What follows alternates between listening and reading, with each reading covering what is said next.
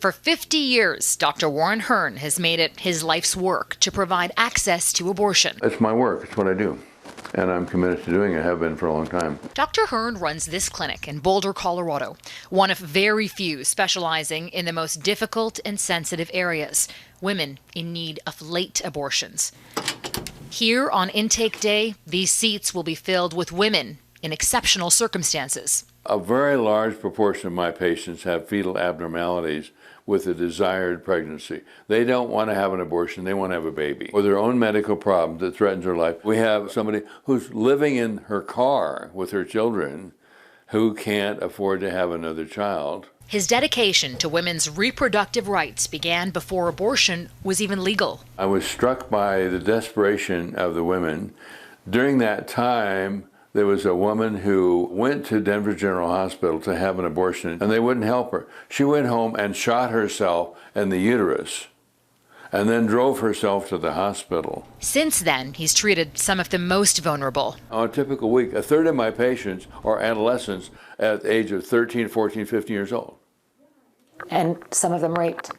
Yeah, by a family member or somebody else.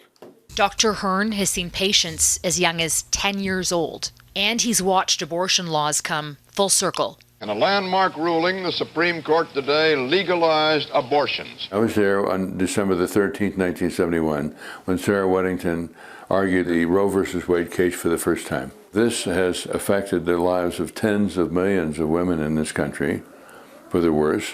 How important are these midterm elections? Critical.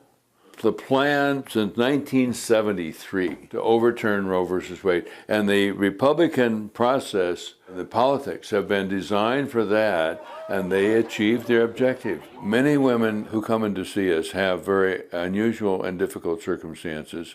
Some of them now are not able to get early abortions because the Republicans have shut down the abortion clinics all over the country. And in spite of the challenges like getting bullets shot at his window and facing death threats, he continues to work at great risk. I can't go out the front door when the anti-abortion demonstrators are out there because I have to assume that they're carrying weapons and they'll kill me if they have a chance. In order to even get access to the clinic, you have to go through 1, 2, 3, 4 secure and bulletproof doors, plus 24/7 security camera surveillance. You bought the other building for security? Yeah, because I didn't want a gun pointed at me from one of the offices. You're 84 years old? Yeah. How long are you going to keep doing this? I don't know, as long as I can. Closing the door to a peaceful retirement and continuing a life of service to women in need. Hello? Farah Nasser, Global News, Boulder, Colorado.